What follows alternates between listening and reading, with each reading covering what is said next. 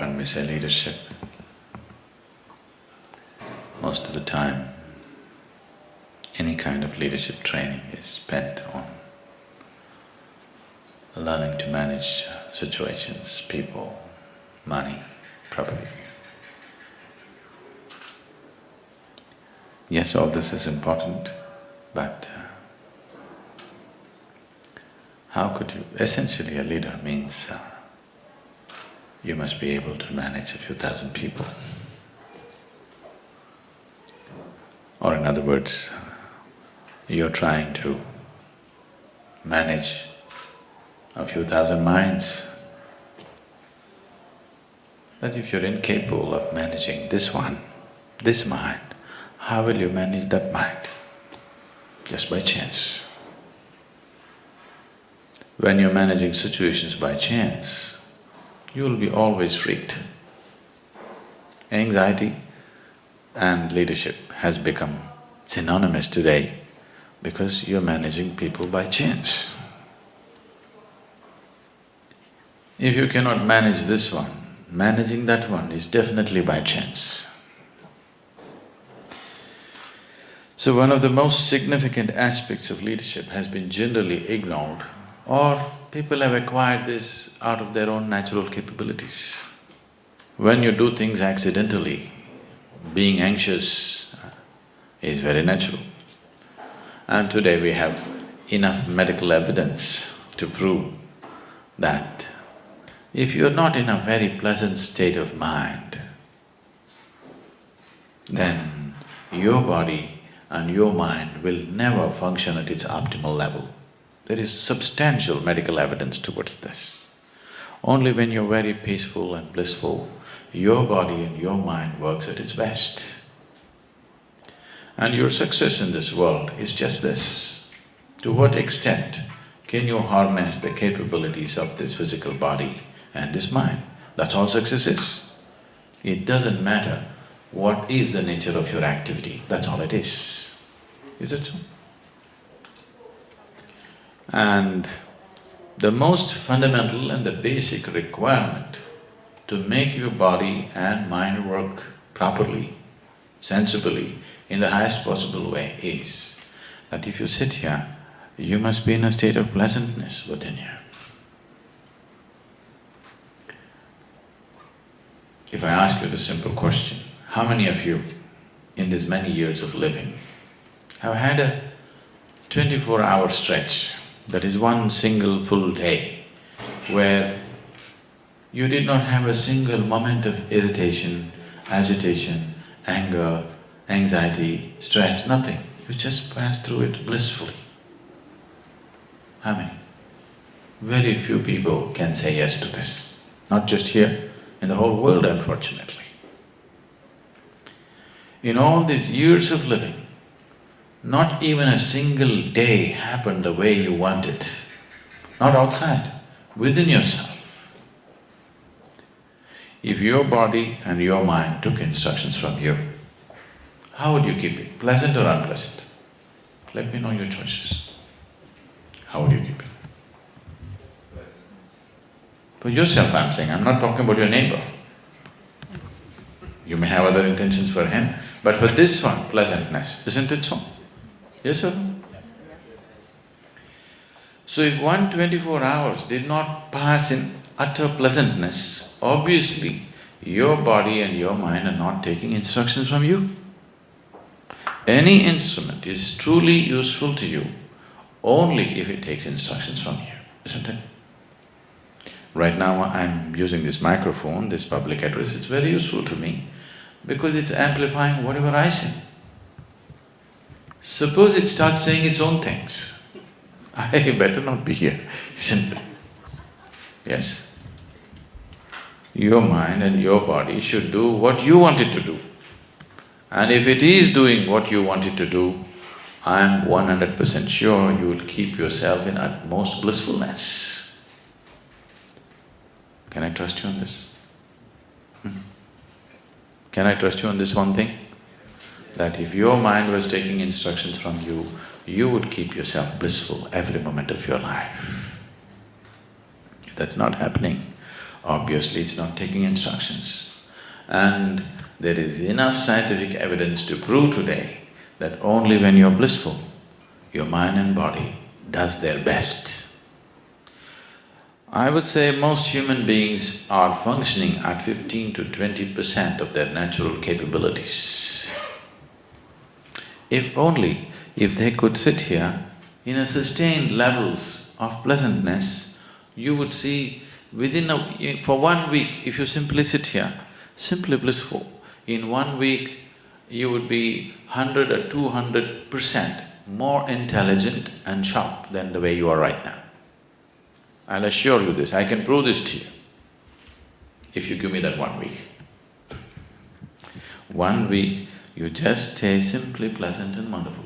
I think these days you're trying to do that by taking a vacation, isn't it? Yes? Have you noticed? You went out and you had a good time and you were pleasant and you came back, you seem to function so much better. But if vacation is the only pleasant time in our life, obviously we're not going to be very productive, isn't it? If we do not know how to make our work hours very pleasant, we obviously are not going to be very pleasant or very productive in our lives. So as there is a science and technology to create external well-being, there is a whole science and technology to create inner well-being. As we have paid so much attention to learn our way through the world, we need to spend a little bit of time to find a way through this one. The better you know this mechanism, the better you can use it, that's for sure, isn't it? That's true with anything. Whether you're using a computer or a cell phone or a car, the more you know about it, the better you can use it, isn't it so? So definitely that's true with this one too. The more you know about this, the better you can use it. But how much time have we spent with this? When I say this, I'm not talking about you going and reading a book on psychology or on your physiology, no. What you call as my body and what you call as my mind, both these things you acquired over a period of time. When you were born, you came with such a small body, isn't it? Slowly you accumulated this. What you accumulate can be yours, can never be you, yes?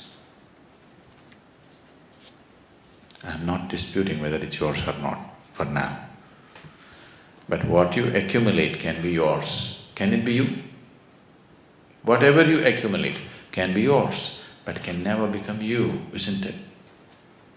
If you start thinking yourself to be something other than what you really are, there are bad medical terms for this, I will not go into that. 2 cows were grazing upon an English meadow. They were English cows. And one of the cows said, "What is your opinion on the mad cow disease?" The other said, "I don't care a hoot, as anyway I'm just a helicopter." Okay? If you think yourself to be something other than what you are, there are bad words for that, I won't use such things upon you. But it's very, very, very important, especially people who are in positions of power, positions of responsibility, that every action, every thought, every emotion that you generate has impact on many lives around you.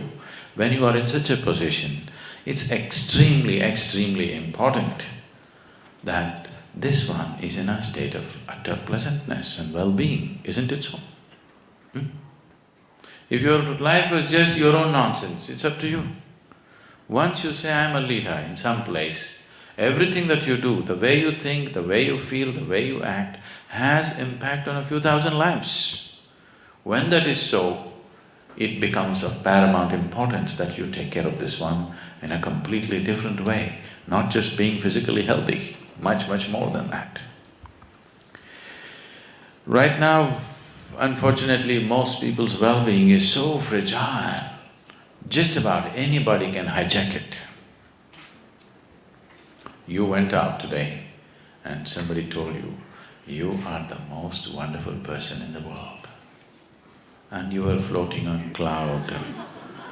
What number? 9? You do only 9? In South India we do 11, you know. You were floating on whatever number cloud and you came home and people at home told you who you really are. It's a very fragile well-being, isn't it so? Just anybody can hijack it, just anybody. It doesn't take some earth-shaking event to hijack your well-being, please see.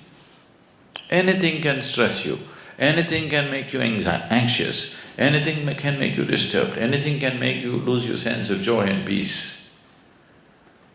Now, in this state,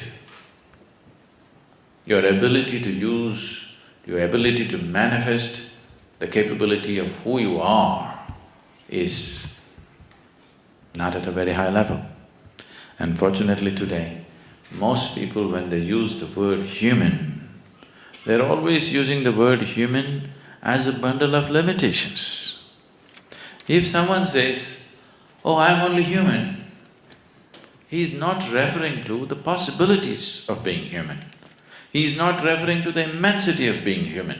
He's only referring to the limitations of being human, isn't it so? Yes? When someone says, I'm only human, he's only talking about his limitations. These limitations have become significant, mainly because of the kind of identities that one takes on, and above all, because even this one is not happening the way you want him to be.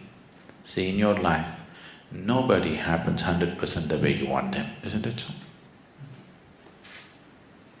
Has anybody happened in your life? Your parents, your friends, your spouse, your children, none of them happen 100% the way you want them. These days, not even your dog, he does his own thing. Has anybody happened 100% the way you want them? Or are you such a hopeless romantic, you're still hoping that somebody will happen 100% the way you want them? Nobody will happen. They'll happen to some extent. If they happen 51% the way you want them, you are doing great. Yes. Yes or no? If people are happening… people around you in your life are happening 51% the way you want them to be, that means you're doing great, your stake is good. So nobody happens the way you want them to be. It doesn't matter, that's not the real problem. The problem is this one is not happening the way you want him to be. Nobody happens, it's okay. This one person must happen the way you want him to be, isn't it so? Yes? If this one doesn't happen, it's a lost case. If this one did happen the way you want him, I'm sure you would keep him in the highest level of pleasantness and well-being. And that is a sure way of ensuring that who you are finds full expression in your life. Then when you say, I'm human, you will refer to the immensity of being human, not to the limitations of being human.